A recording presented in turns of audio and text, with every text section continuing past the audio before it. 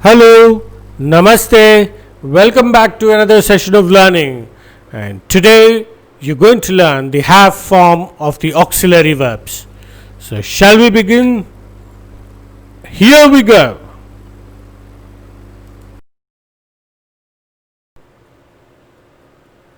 Very soon in front of you, you're going to see a few sentences which contain the have form. I want you to try and guess what those sentences mean and what do you think is a function of the have form of the verb used there. Good to go?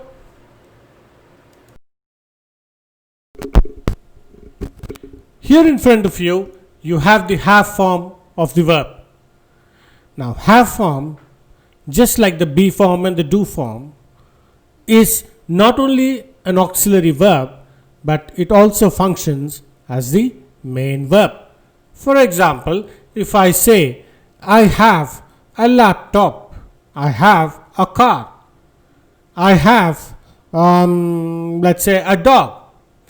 Now, by that I mean I possess. So, have talks about possession, and in that particular sentence, have is the only verb. But if I were to use a sentence like, I have eaten my breakfast. Now, have eaten, have functions as the helping verb and eaten is the main verb. So, have also functions both as the main auxiliary verb and also has the helping verb. So, naturally, the have form also has the conjugation. So, it is to infinitive or the base form, which is nothing but either you use to have or have. Then you have the S form singular, which is has, and then you have the past form, which is had. Incidentally, past participle is also had. And how we use them in the sentence you will see in just a couple of minutes. And the present participle is having. So, is this clear about the conjugation of the have form of the verb? Okay, so we'll look at examples and its usage in just a moment.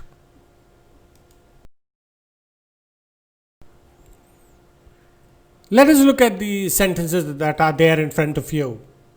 Now, the first set of sentences there, he has a Harley Davidson, or some have motorbikes. Now, in this particular, these two particular sentences, the only verb that you see is has and have. So, this functions as the main verb, and here this verb talks about possession or ownership, and that is the usage there. Now, if we look at the next three sentences there, we had some rice. She is having a great time. I am going to have a hot water bath. Now, in these sentences, for the first sentence, we had some rice. I'm talking about eating. She's having a great time. I'm talking about somebody enjoying. And I'm going to have a hot water bath. There, I'm going to talk about the verb bathing. All right. So, have also has this function of being used for eating, denoting eating, enjoying, and bathing. Likewise, if you look at the next two sentences, they have lunch at 2 p.m. every day. I can also say they take lunch, right? So, it's a substitute for that. Did you have any assistance from him? I can also say, did you receive any assistance from him? So, in a way, have also is used to denote take and receive. So, these are primarily the usage of the have form of verbs. Possession or ownership, eating, enjoying, bathing, taking and receiving. You can pause the video at this juncture and have a thorough look at it.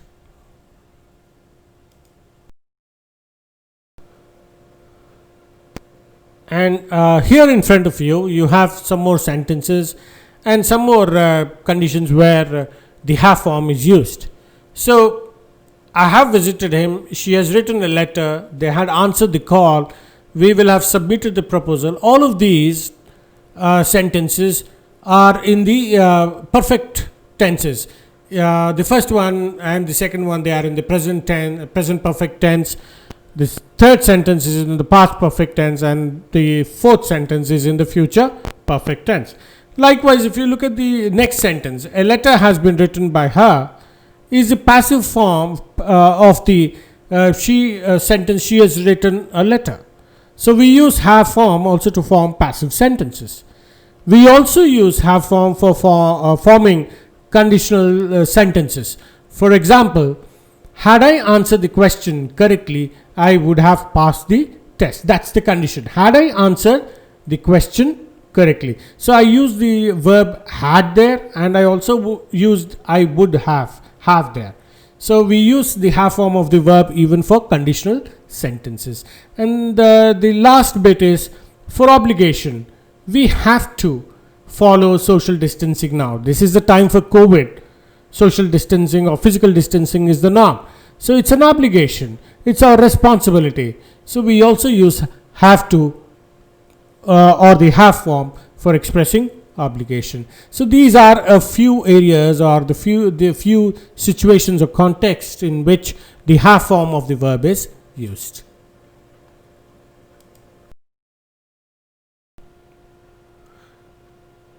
See, the have form, the base form is have and the S form is the has.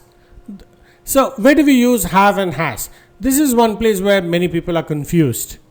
So with I have. With we have. And with you have. He has. She has. It has. They have. Plural. Anjali, singular, has. Others, plural, have. So for I, we, you, they, and other plural subjects, we use have. And for he, she, it, and singular subject, we use has in the present tense form. Is that clear? Now, what is the past form and the past participle form of the have form of the verb?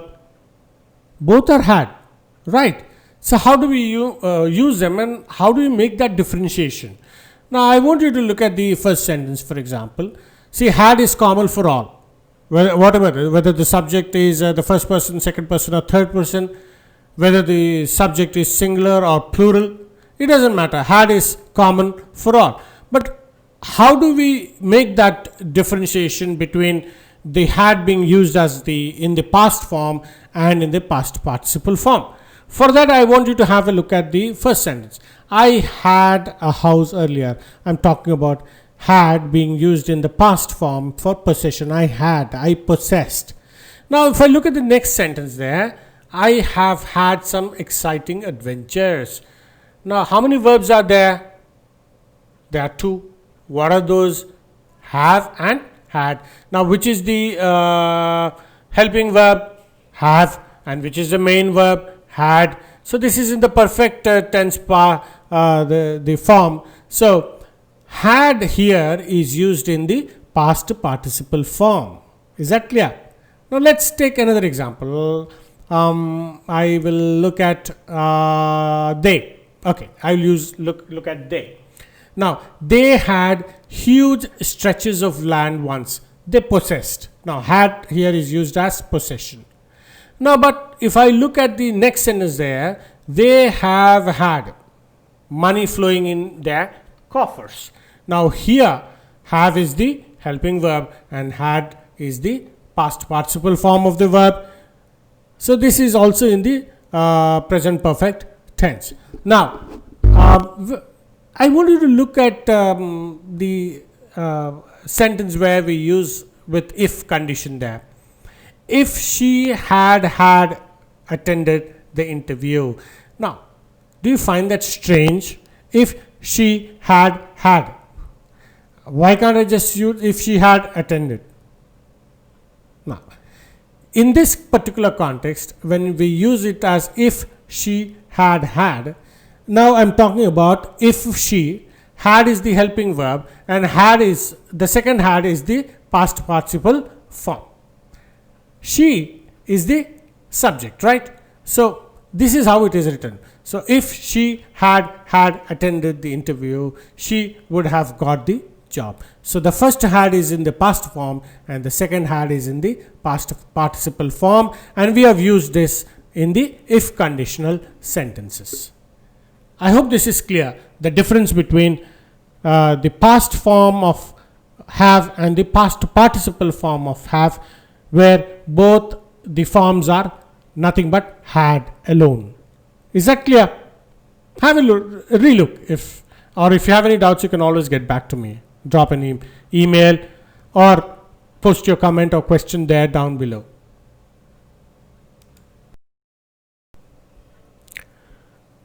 Okay, so while you're looking at the sentences that are there in front of you, I want you to pay attention to something I'm just going to say. Is it all right for me to say, I'm having a dog, I'm having a bike, I'm having a big bungalow? Yes? No? Why not? Exactly. I don't use having to talk about possession. So, I should be saying, I have a dog, I have a motorbike, I have a big bungalow, but I should never use having there to talk about the possession. So, let's look at the sentences that are there in front of you now. I'm having a nice time at the party. That means you're enjoying. We are having some rice and sambar for dinner. That means you're eating. The purpose of having there is eating. You are having him to do all work. That's not fair. I'm making somebody to do all the work. Now look at this sentence here. Having lost his bike, he was very sad. Now, here I am using the present participle form of the have to use it in the clause form. Okay. So, look at the next sentence there. Having no prior information, she was unprepared for the meeting. So, I can use that in the participle clause. Alright. Now, it was not having no qualms about biting its owner. I'm talking about somebody not being bothered about anything about. See, this dog had no problems biting its owner. So, it had no problems at all. Likewise, look at the next sentence. They, having lost their way, they had to seek help. Again, it is the participle clause. Present participle clause, actually. Anjali was having a hard time with her kids during the COVID time. Again, others were having a heated argument while we watched them amused. So, if you see these sentences all very closely, they don't talk about possession, but they talk about having a nice time or doing something. Alright, or in certain cases we use that in the present participle clause form. I hope this is clear now.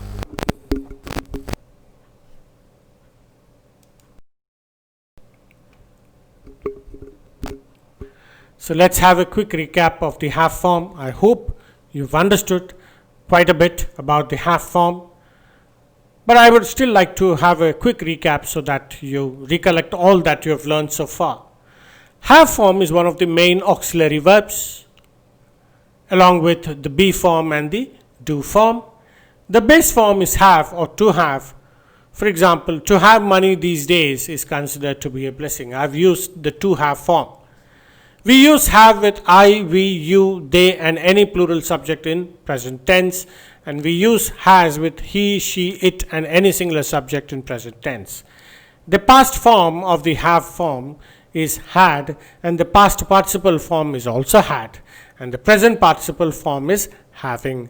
So we use have forms for declarative, assertive and interrogative sentences, and we use have forms for helping the main verb, for active and passive voice, mood and question tags. He has come, hasn't he? That's a question tag. They have eaten the food, haven't they? I have not attended the meeting. Okay, have I? I would certainly know. Okay, you would say, you have not attended the meeting. have you. So I use it for the question tags, and we use have forms to form negatives with not. So for example, haven't, have not is nothing but haven't, has not is nothing but hasn't, and hadn't, had not is nothing but hadn't. And the have form of verbs are possessive verbs primarily, but we also use them to talk about enjoying, obligation, taking, receiving. So this in short is a short lesson on the have form of verbs. I hope you've understood at least a major chunk of this lesson, but if you still have doubts, you can always get back to me or relook at the lesson for better understanding.